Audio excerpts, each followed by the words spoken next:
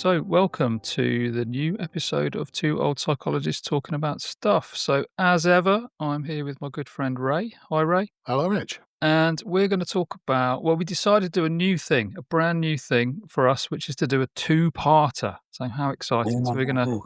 in 70s TV style, we're going to end on some massive cliffhanger and leave you begging for more with a two-parter. We're going to talk about the self and how it sort of shows up in psychology and in therapy as an idea.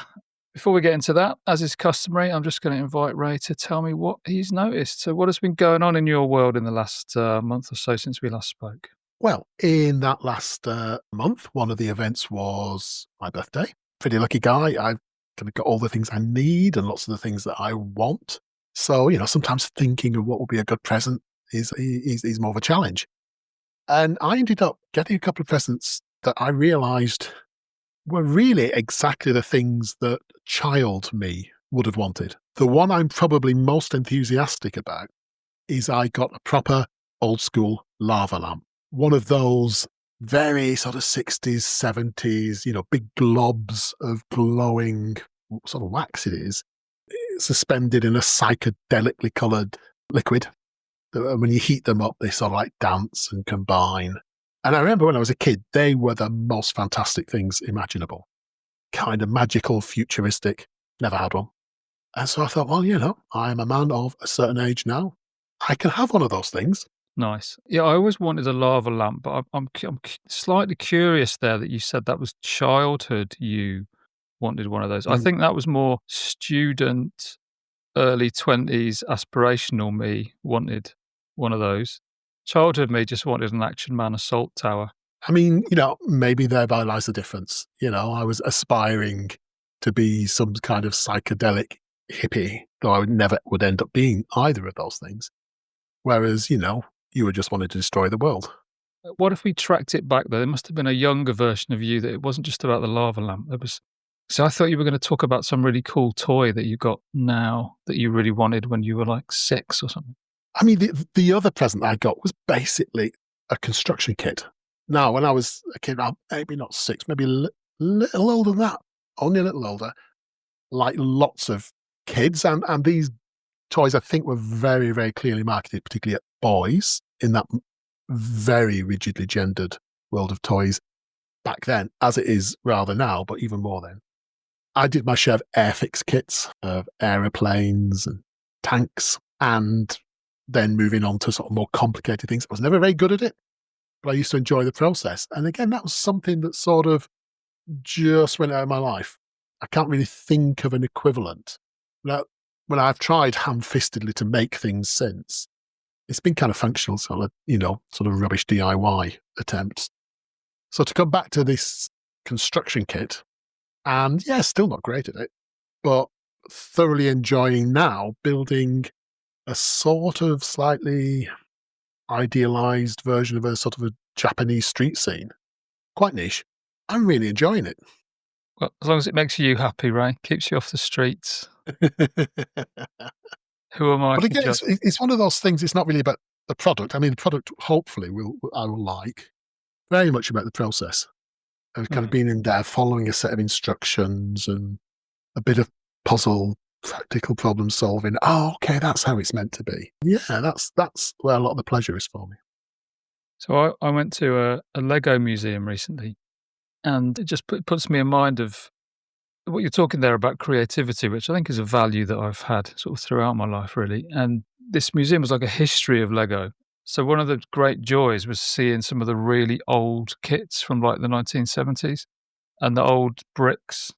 So I vividly remember, and I was explaining to the person that I was with, that I made a Millennium Falcon spaceship out of Star Wars from just random Lego. Like I think Lego's changed now. Like nowadays, Mm. pretty much you just buy a set, don't you? And then it gives you all the pieces to buy a specific thing. Whereas I had a massive bread bin just full of bits of Lego. So I had this like green Millennium Falcon with bits of blue in it, and it had some kind of terracotta roof tiles on it, and I cherished it. There's just something in that, isn't there? I think we talked about this before, didn't we, when you were building your shed, just the joy of constructing something. Absolutely. And you're right, there is that kind of creativity element, even if you're doing something that's kind of within a design and within a plan. It's executing that plan and then, I kind of randomly designed, oh, it'd be even better if, so I added something else in, which then, of course, took me to the whole world. And there is a whole world of miniature things and doll's house kit suppliers. There's a little bit of sort of street furniture I thought would look better in there. And so, you do what you do. You sort of searched on it online and suddenly, oh, wow, there is a whole world of this stuff. And of course, the algorithm then picks that up. And that is all I see when I look online now is adverts for doll's house furniture And mushrooms. and mushrooms. What about you then, Rich? What have you been up to? I've mostly been up to thinking about what I'm going to say when you ask me this question, not to get too kind of meta. But one of the things I've noticed as I was approaching our meeting today was noticing that the podcast software that we use has just recently introduced a video function, right? So when you go into the recording studio part of it, it now prompts you to say audio or audio and video. And it made me laugh because I thought, who on earth would, would want to see us? That whole thing, like Faces for Radio, I feel like audio is our medium. In thinking about promotion and marketing, which is not my strong suit, there is this whole issue about Instagram and what sort of tracks well there is video and pictures. I got a bit scared. And I thought, it just left me with a question about whether should we make a foray into videoing ourselves talking. But then I couldn't get away from who on earth would want to watch that. I mean, I look all right, but you look awful. Oh, I'm terrible. I look every day of my age. I was also wondering when you said there was like an audio or an audio plus video one, whether there just could be a video alone one. And then we could just do the whole podcast in the form of interpretive dance and mime at each other, which I think would work particularly well for today's topic. Yeah, that whole phrase of "jumping the shark."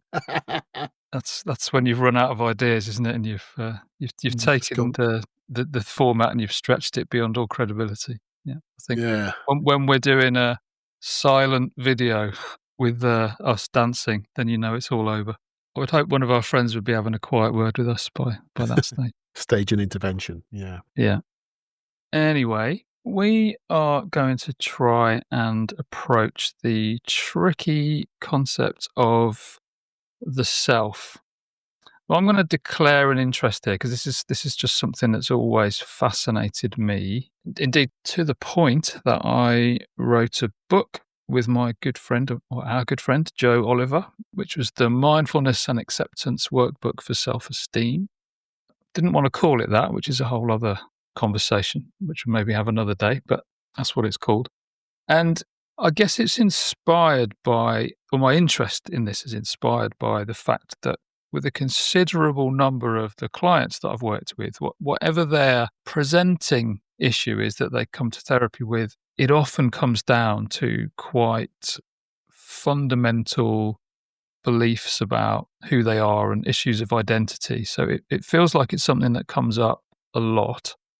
And it's one of those things that sort of trips off the tongue really easily, like the self, or I might hear a supervisee of mine describe a client and they say, oh, they've got low self-esteem, as if that's a disease or something.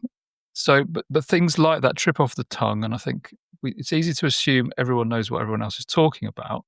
But actually, the self, I think, is a fascinating and complicated subject, so big that we've decided to split this over 2 episodes. Yeah, that's my inspiration, I suppose, for wanting to talk about this, that it feels like it's an issue that comes up a lot in therapy, and indeed something that I think I find of personal relevance, because I think I, like many people, have a version of the "I am not good enough" story that knocks around in my head and causes me distress with reasonable frequency. Mm. So yeah, I thought there's a fair chance that this might be a topic that's of interest to people. Anything you'd want to add? Well, I think the thing I would want to reinforce in what you've just said is that on a day-to-day basis, idea of a self, the idea that there's something behind the word I feel this, I see this, I do this, is kind of the most fundamental, the most sort of obvious thing. It's almost like the water that we swim in. It's so obvious, it so surrounds us that we tend not to think about it. And when we do what I think we're about to do today and in part two, is kind of step back and say, actually, it's a bit more complicated than that, isn't it? And it's not just complicated for the sake of being complicated. There are some important implications to that complication, if I can say it that way. Such that I think when I came into this area of psychological therapy, this acceptance and commitment therapy, I was probably a little bit skeptical about how much attention we'll want to pay to the concept of self. And like you, over time, it's become kind of central to how we help people survive this difficult world. Right then, strap yourselves in, because so we are about to try and do a media-friendly, accessible discussion about this very, very complicated topic. Now, for me, I think the starting point is sort of just to double click on what I was saying just a minute ago, that it trips off the tongue, doesn't it? Because I think for most of us, it feels like there is someone in here. Right? There's a sort of unique identity, like I am in here somewhere behind my eyes, and I'm different from you, and it's sort of just really obvious. It's sort of so obvious that it might even sound weird us even sort of talking about it. Like, well, of course I'm in here. Of course I exist. And I think there's an increasing amount of interesting sort of research in the field of neuroscience that's starting to talk about the idea that the self, or this sense of I, might be a little bit illusory, like it might be a bit of an illusion. And just to start this off, one of the things I just wanted to sort of bring our attention to is the fact that brains do a lot of this illusion stuff. So if it's indeed the case that the self is somewhat illusory, it wouldn't be completely like wacky and weird, right? Because the brain does quite a lot of things that make the world feel kind of seamless, but actually they're filling in the blanks. So things that fit the bill of this brain illusion stuff would include things like blind spots. So the idea that we've got a kind of, I think it's a roughly sort of like lemon shaped and sized blind spot a few inches from our face that we just don't really notice. Maybe you can do a better job of explaining it than me. Well, my understanding is actually it's one of the demonstrations of evolution rather than design in the eye, because the receptors, the things that capture the light and register the light, obviously have to be attached to little cables that are going to go back into the brain. If you or I were designing it, we'd stick all the cables on the back of the eyeball. What actually is the case that a lot of the kind of the cabling is sort of in front of those sensors. So as they all come together, they all have to kind of like bundle together to join a nerve that's going to go back into the brain, the optic nerve. But that has to disappear through the retina, through the kind of the light detecting surface. So you end up with this hole in the surface where all the cabling disappears, and that's the blind spot. Thank you for that. You got me out of a hole there, explaining that very elegantly.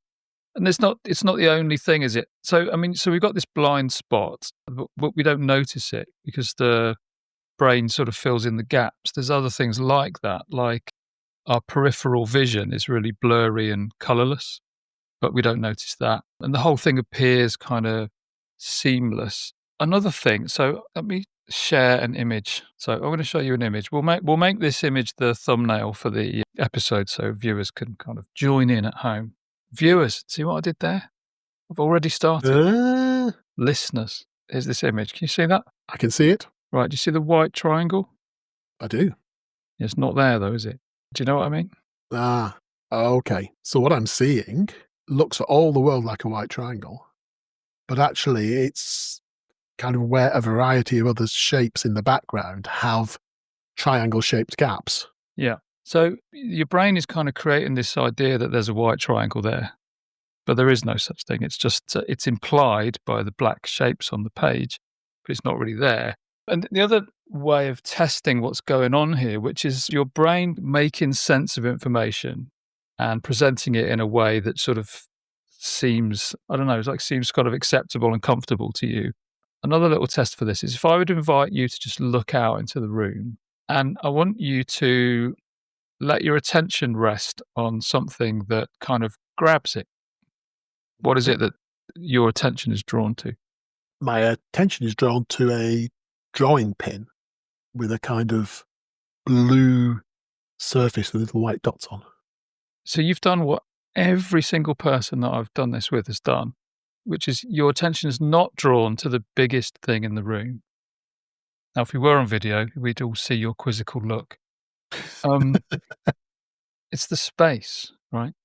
Ah, yeah, So much like looking at the visual illusion there, where you see a figure against the background, even though the figure's not really there. That our brains have a kind of bias for picking out figures rather than the ground.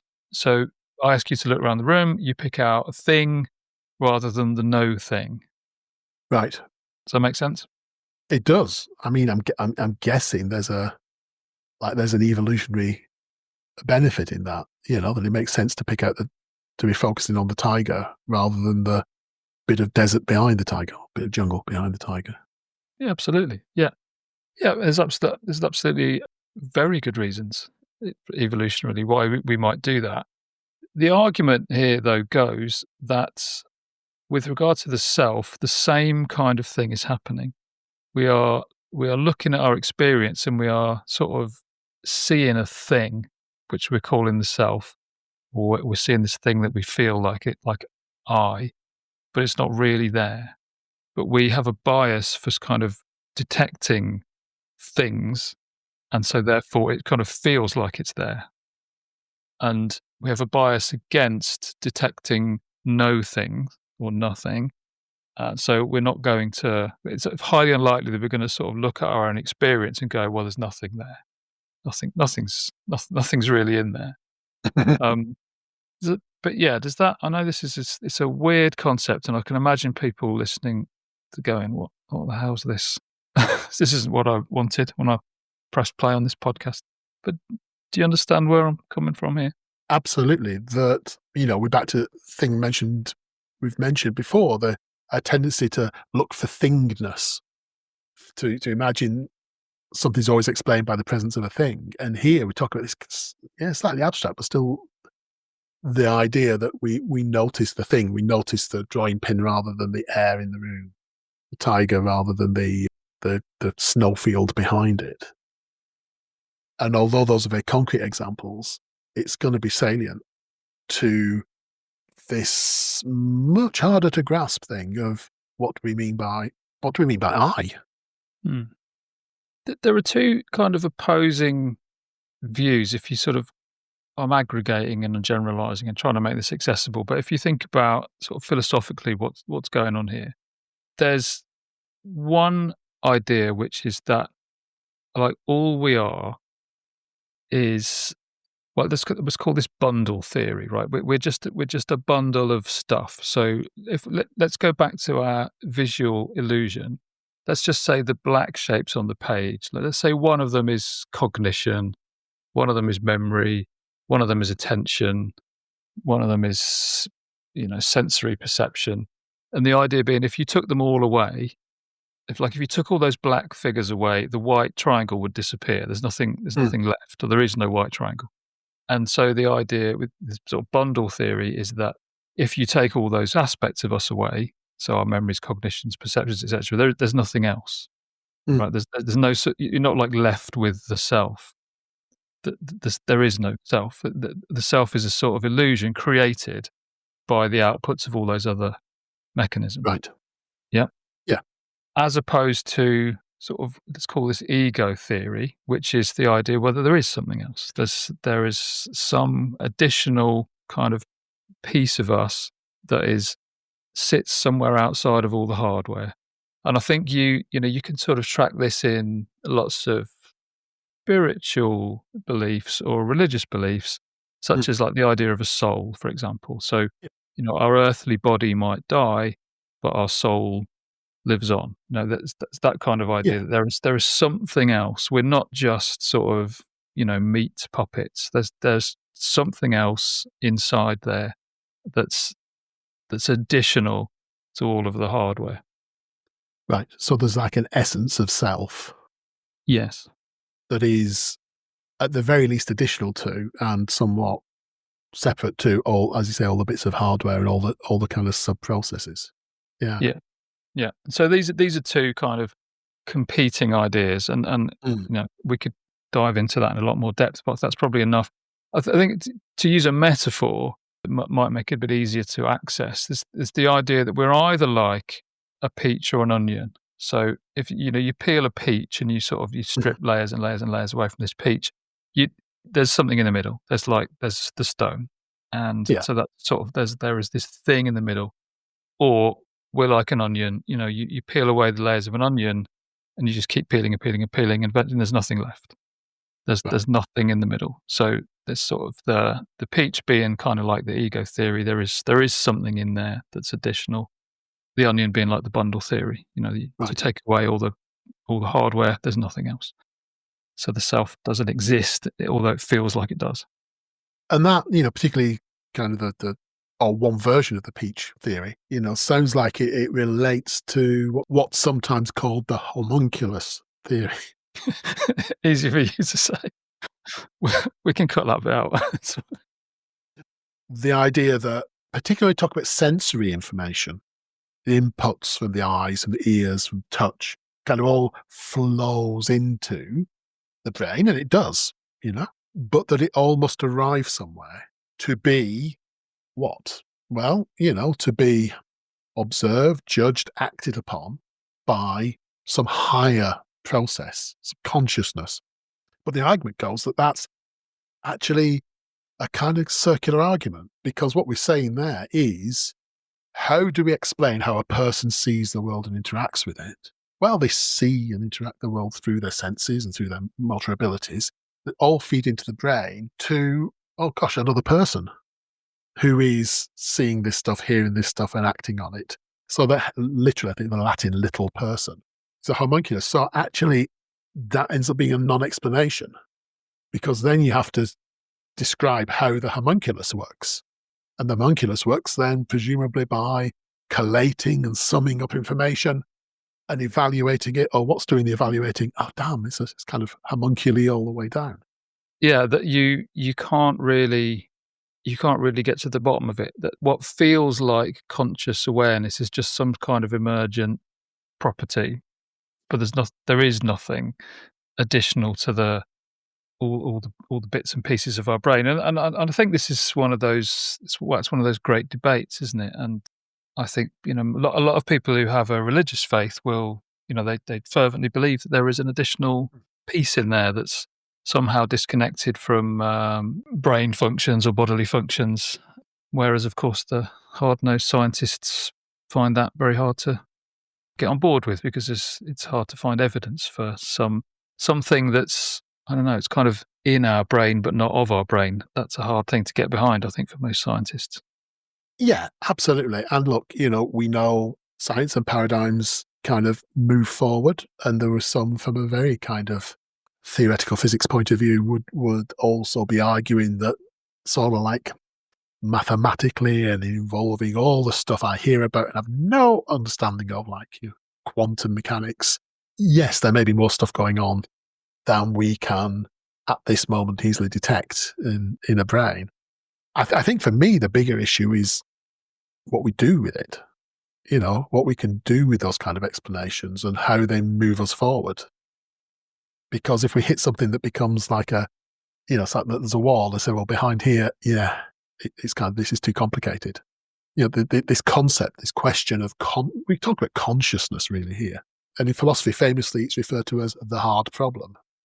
How do you make that leap from, we can see how signals pass in from here and how nerve cells fire off in this area and control this motor process.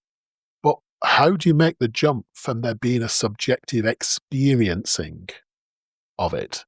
And, philosophically, as I say, the hard problem, because that's the bit we tend to founder at. Well, because you can never step outside of that perception to assess Mm. what's really going on. Yeah, We can only this is something we'll probably come back to either later in this episode or next, is that you can't step outside of your own experiencing to observe that experiencing. You can only, witness your experience, like, with your experience. yeah. I heard somebody explain almost the same thing using the phrase, "It would be like trying to eat your own mouth." But yeah, that's better than what I just said. Yeah, I like that. I mean, one of the things that I think is sort of interesting, so I came to this through observing my dog just sort of at play in the garden, because I'm sort of fascinated by the fact that, so I've got a very excitable dog, and he will just run at like 100 miles an hour if given the opportunity. So so basically, he only do it in the garden because he would just run off otherwise.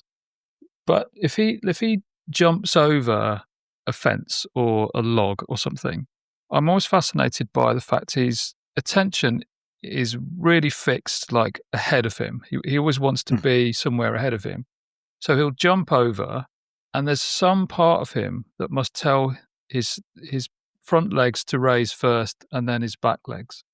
Like, he's not looking at the log and carefully moving one leg over it at a time. mm, He's leaping over at full speed, and yet his back legs always clear the log, right? So what the point I'm getting to is that he must have a kind of model of his body.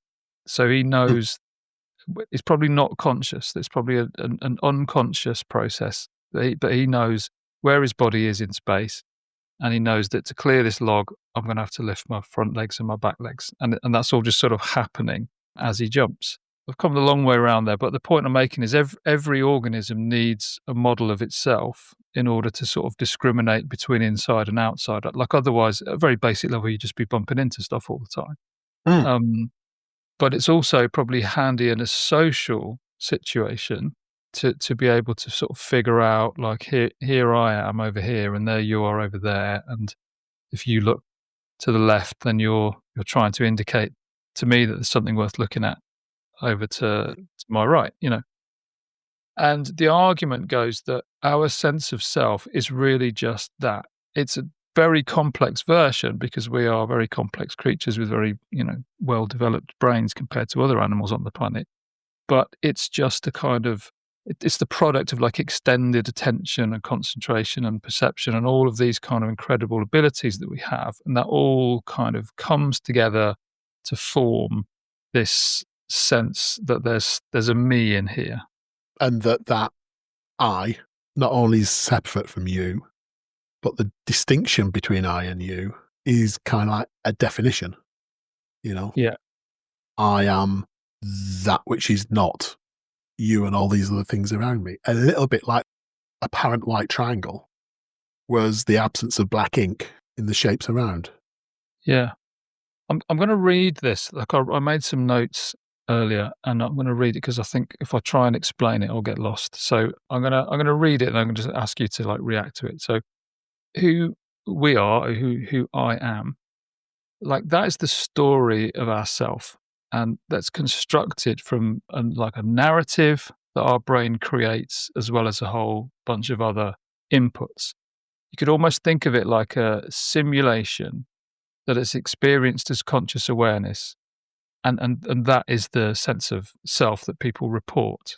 But the concept of self emerges as the center of narrative gravity, but it's only really a fraction of what's actually going on in our brains. Most of what we think, feel, and do just arises out of the darkness of a whole bunch of other kind of, cognitive, physiological, hormonal processes, like, to which we just don't really have any access. So it, like, feels like there's a me in here, but all that me really is just a combination of the outputs of all these other processes that are going on inside of us, over which we have mostly no knowledge and certainly very little control. Discuss. And that certainly seems to fit both your dog okay, humans are more complex than dogs, but what you were saying of your dog, completely true of humans.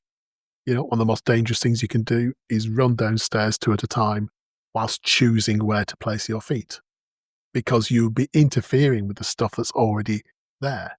There's lots of observation and some research on the concept of intuition, and in some cases at least demonstrating that intuition is an adding up of kind of what calls sub-threshold observation, processing, and ideas that kind of we're not using that conscious word again, consciously aware of, but they feed up into the I ought them to overtake now, or I think that person's quite ill. And we can't necessarily initially name what the criteria for that judgment were, but with help and with particularly experimental paradigm, you can sort of unpick those. So yeah, lots of stuff sort of feeding in, and there's then some additional benefit, this emergent property, this something extra that includes a discrimination between self and other, but also has some sense of a story of self and identity as I am me. What's striking me in this moment is just I would rarely have this kind of a conversation with a client. It's like, they've got enough to be dealing with, right? They don't really need to be thinking about, like, do they actually exist? No, that's not something they need on their plate. Yeah, Um, it's not necessarily a therapy conversation, no. except with some people. Well, as we always say, it depends. There's some people might be genuinely bringing this stuff, and Mm, then we got to do what we are doing, which is say, I don't know about you, Rich, with me. Oh, I don't know. Here are some of the things people have thought about. mm, Here are some of the things that kind of seem to add up or don't seem to add up. I yeah. wonder if there's anything here that's interesting, useful, and coherent, sort of hangs together for you. Yeah. I think times when this has come up in conversation, it's often in connection with some of the stuff we talked about in the free will episode. And listeners, if you haven't heard that, it's a mighty fine episode. Go back and listen to that. But in terms of this idea that you might not be as in control of your, finger quotes, self as you have been led to believe, can be really quite useful in terms of developing a more compassionate view Mm, or helping you deal with some really difficult, complex emotional experiences like guilt and shame. There's just a lot going on beneath the surface. I think people hold themselves fully responsible and fully accountable for everything that they do, and there's some sense of that which might be a little unfair. And clearly, there have been philosophers and faith leaders and prophets, and more recently scientists throughout the ages who've kind of been attempting to find out what's the truth of this stuff. What is truly the self? What's right in all of this? And that's very understandable because that kind of absolute truth search is one of the core kind of human enterprises.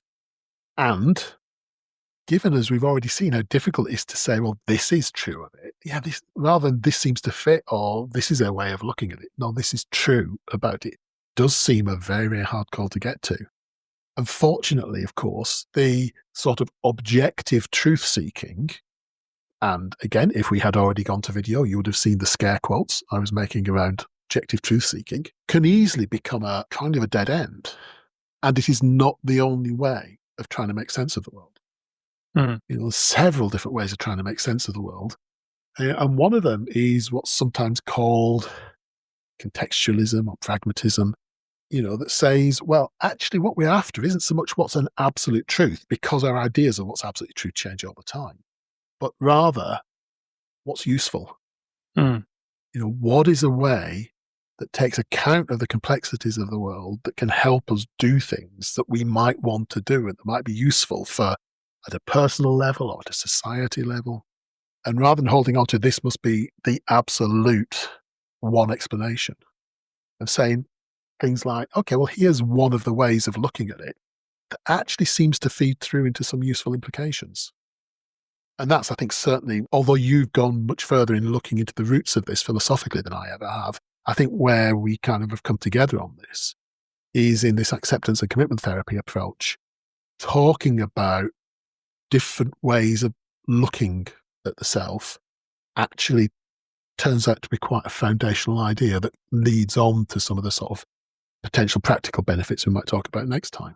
Yeah, I think that the search for sort of objective truth is a bit of a fool's errand, isn't it? That because there are just so many different ways of talking about something, and at many different levels that each have merit depending on the context. I think one of the things that I like about acceptance and commitment therapy, or ACT, as I'm going to say from now on, is that it leans heavily into this sort of practicality, sort of workability idea. Let's not spend, fruitless hours trying to argue about what's true. Let's just think about what's helpful.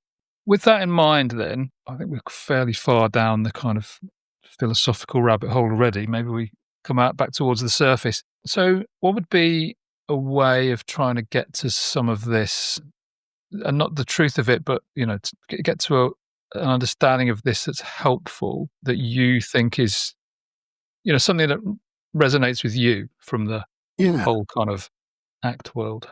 So, is there a way of talking about that you find helpful when you're with clients? sure. I mean, there's a way that I find useful, and sometimes we'll talk to clients about it. It was certainly useful in me getting my head around it, and in me trying to teach people who are newer to it, because I'd seen certain phrases crop up time and again in some of the textbooks that I read first. That's it's slightly scary phrases like self as context and the conceptualized self as process. I read the paragraphs, I read them several times, and it still kind of really didn't get in what people were talking about and why that might be of some relevance. And then I heard somebody kind of tell a story, like a metaphor. We've talked before about metaphors used a lot in ACT, that kind of really cued me into it. And this is a metaphor that's been used by a lot of people. It's been sort of changed and developed over time. I think one of the people kind of early on one of the early originators of it was Dr. Russ Harris, who does lots of writing and lots of teaching on ACT. But other people have sort of tweaked it, and I have little tweaks of my own on it as well. And it goes like this, that I would invite you to imagine that you're in a theatre, a big, fairly empty theatre. And as we look towards the stage is really crowded. And if we look closely at what's on the stage, there's all sorts of stuff. Basically, there's all sorts of stuff that make up your experience of life. So here are some memories. Here are some thoughts and ideas. Here's some physical sensations sitting in this chair at this moment. Here are some emotions, all sorts of things that we don't get to choose. We're not chosen that any of those bits are they're the parts of us, but they're there. They're on stage. And amongst them all, there's a few that are particularly relevant to this conversation. There's some of the little crowd on stage kind of rules. You must always, or I should always. When this happens, I should do this. So we've got kind of self-related rules on that stage. But we also have what we might call self-stories. Okay, now be really careful right from the beginning. Just because I'm using the word story doesn't mean I think it's fictional, because stories can be true stories. But self-stories like, I am old, I am a psychologist, I am this, I am that. So all these kind of stories of ourselves are there on the stage as well. The thing is, at different times, some of these thoughts or some of these feelings or some of these sensations, or crucially, sometimes some of these stories about ourselves are in the spotlight. They are kind of center stage and they have our attention. And those are the moments where I am a fraud, I am a failure, is front and center and is lit up by that spotlight. Now, the thing is, we don't really get to push people off the stage. Now, the memories, thoughts, feelings, self-stories, rules, we do potentially have some ability to move the spotlight at times. We can at times, as we did in the exercise earlier, choose to look over here at this drawing pin, or we can choose to pay attention to what the ground feels like under my feet, or we can choose to focus on a memory, whether it's a happy memory or a sad memory. We can think of that as being like moving the spotlight. Like we've got one of those sort of movable spotlights, and we can look there, we can look there. Sometimes we can sort of soften it so we see more things at once. We don't have complete control of that spotlight, because sometimes something on stage kind of grabs the attention, grabs the spotlight. Oh, it's jumped out of our hand. Before we know it, we've been just shining on this story of myself or this traumatic memory. And it can take a while to begin to notice that that's what's happened and choose again or choose differently. where the spotlight goes.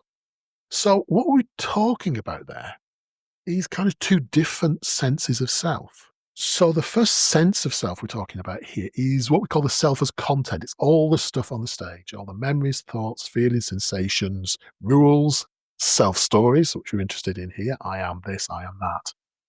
And they're the things on the stage that we don't really have that much control over. We could say those are things that make up me and make up my life. That wouldn't really be quite true from this way of looking at it, because there's also this other sense of self, which is the self as observer, or the self as process, we'd say that technically. And that's like the spotlight of attention, where the awareness is, our ability to be noticing things. So already we've got two senses of self, or we say levels of selfing, for reasons that are too obscure and boring to talk about, probably. So there's a self as observer, or self as process, the self as content. And we could leave it at that. But there's another really important thing to think about here, which is, let's zoom out a little bit more. And we're actually in this big theatre. This is a third level of self. This is the self as context. Because yes, I am all the stuff on the stage, and yes, I am the conscious awareness that can choose where it pays attention. I am also the theatre that all of this takes place in. And you know what? Tonight, there's a tragedy playing. Tomorrow, there's a tribute act. Next week, there's a panto. But it's still the same continuous self. So this is the self as context, in which the observing goes on and in which the content goes on. So that's the classic sort of act account of these levels of self. There's one other little thing I'd want to say, that if we just leave it at that, we do miss one fact, that a theatre sits on a street. You know, there may be other theatres in the street. It's reliant on public transport bringing people. It's reliant on electricity and things. Like, you know, no individual is an island. So this self as context included within that, observing self and self as content, are not independent things. They are part of a bigger world, and they are affected by that world, and they affect that world. But the self as context is what continues on, even though the awareness is shining in different places, and therefore what's playing loudest on the stage changes. And that's a kind of starting point of working with some of these ideas of self. So it's interesting to listen to that. I've heard these ideas, obviously been in and around ACT for a number of years. I noticed a bit of resistance to some of it. So is it okay if I kind of Yeah, absolutely. interrogate that a little? I think I get the first bit. So the metaphor here being that all of my experiences are laid out on the stage. They're all different parts of me. So my thoughts, my feelings, my memories, my urges, etc. The stories that my mind tells me about who I am. I get that, and I think I understand quite clearly that, for example, if I were to do a 30-minute meditation where I didn't speak, my mind would kick off, right? My mind would just go nuts, and I'd be hearing all sorts of stuff. And so the play would be being played out on the stage. My mind is presenting all of this stuff. But at the same time, let's say I experience a thought like, I'm not good enough, say. Yeah. I would simultaneously be having the thought. So there's a part of me that's producing the thought, but there's another part of me that's witnessing the thought being produced. And that's the second thing you're talking about, like this sort of self-as process, or the spotlight. Yeah, the sort of observing sense Yeah. of self. Yeah. I think I've heard it discussed in a sort of talking and listening meditation. So this idea that there's a part of you that talks, there's another part of you that listens to that talk. And I can see that, and I can see that with a bit of training and perhaps more meditation than I might be willing to do, that you could really tune in to both the sort of content, your thoughts, feelings, behaviors and stuff, the stuff on the stage, or you could tune into the process of noticing that content. I'm right so far? This is consistent with what you're saying? Yeah. I don't think that's the only thing we can pitch for, but that is definitely one thing that some people do pitch for. Yeah. I think the part I slightly struggle with is to whether this idea. Like, intellectually, I understand what this self as context is. It's kind of like zooming out and recognizing that you are the place where all of this is going on. I think my resistance is that it's not actually possible, is it? Because it goes back to the hard problem thing. You can't zoom out and observe the entirety of your own experience because your conscious awareness is doing the observing. You can't get Oh, okay. outside of your Yeah, yeah, conscious yeah. awareness. Yeah. Does that make sense? I mean, it does make sense. I should say key elements of this obviously both overlap with and in many cases derive, thousands of years of development of thinking around mindfulness, some of it from Buddhist traditions and so on. And so within those traditions, as you're saying, yeah, there's a lot of emphasis on, the training of the mind, the training of awareness. I think when we're coming to acceptance and commitment therapy, although there can be an element of that and that can be useful, the bit about the idea of self as context within which both the observing and the content happen isn't necessarily, oh, I now need to be able to observe it. Some of this is about people's conceptualization. Some of this is about people's understanding of it and their ability to say in a therapy setting where it may not even tell that huge story, but that story explains our understanding of these concepts. What may show up in therapy is the ideas like there is a me that is bigger than my abuse history. Mm. And there is a me that is still me tomorrow when I'm having a good day and the day after when I'm having a terrible day. And there is a me that's still the same me on the days when I am being quite mindful and aware and in the present moment. And the days when I'm just locked in the trauma of my past, there's still a continuous sense of me.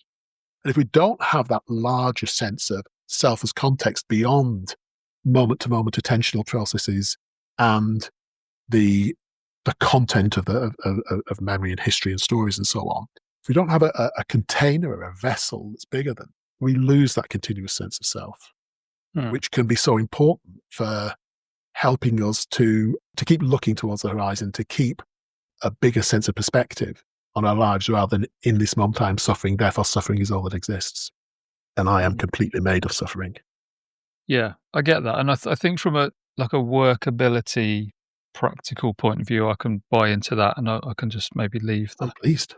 my philosophical objections to one side because I think it's useful, isn't it? I think if I could just put this would be my personal view. If I could put that forward, it doesn't necessarily reflect the views of the organisation and or the wider ACT community. I'm speaking for myself here.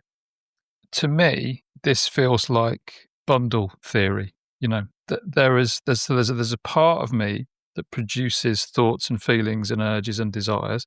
There's another part of me that notices those thoughts, feelings, urges, and desires, and I can kind of make that intellectual leap that if I am anything, like I'm just like the place where all of that stuff happens, where the thoughts, feelings, urges, and desires take place, and my noticing of them takes place, and that's if I am anything, I am just that place, which is kind of like it's that metaphor that's often attributed to Pema Chodron, the Buddhist monk, but apparently she never said it because we had an editor who said you need a reference for that, and contacted Pema Chodron. He said no, I didn't say that.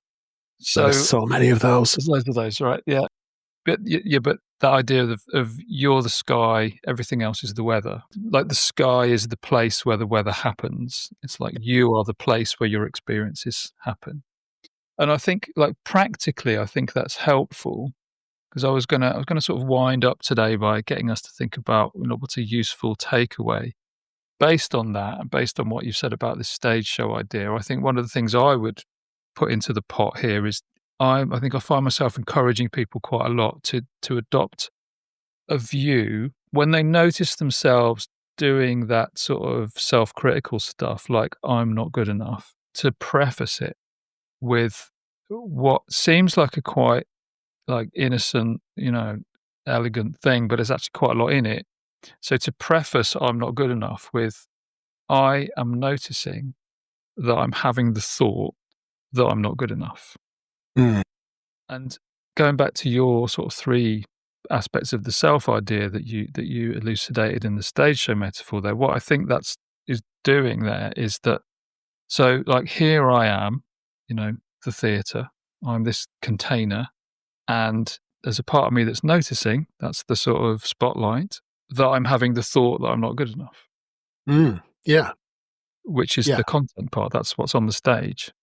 So absolutely. I think that very simple phrase, so I'm noticing I'm having the thought that I'm not good enough, it introduces a few sort of steps in between, me, whatever that is, and the thought. Like, Mm, I'm not good enough feels very different from, "Oh, right, so here I am. I'm noticing that I'm having a thought, and the thought is I'm not good enough." It just doesn't feel quite as oppressive somehow. It feels like, yeah, well, if I'm noticing that I'm having the thought, well, maybe I can't choose that that thought has just arrived, but perhaps I can yeah, choose whether I pay attention to it or whether I take it seriously or whether I just ignore it or I've got it feels like I've got a bit of flexibility in terms of how I might respond, even if I can't choose that that thought has just occurred. yeah. So there's introduced part of that is introducing a distance, Yeah. and when this acceptance commitment to the act was first being developed, the first working title for it, of course, was comprehensive distancing. And yeah, I think we all agree, good idea to drop that one. But that bit's in there. The part of that is the distance, because if you're in the stage, and actors will say this, like when you're on the stage, everybody's an actor, and that these are props, but there's a kind of a sense of reality that the person holding the spotlight, with a little headset on or whatever, has that sense of distance and he's seeing things from further away. And so therefore can, as you say, have flexibility about choosing how to react, including, shifting the spotlight if that's what's wanted. I should add that, again, going back to that spirit of this being a contextualist or pragmatic approach to it, this isn't an attempt to give an account that is true, that is an absolute truth. It's a way of looking at it that's useful.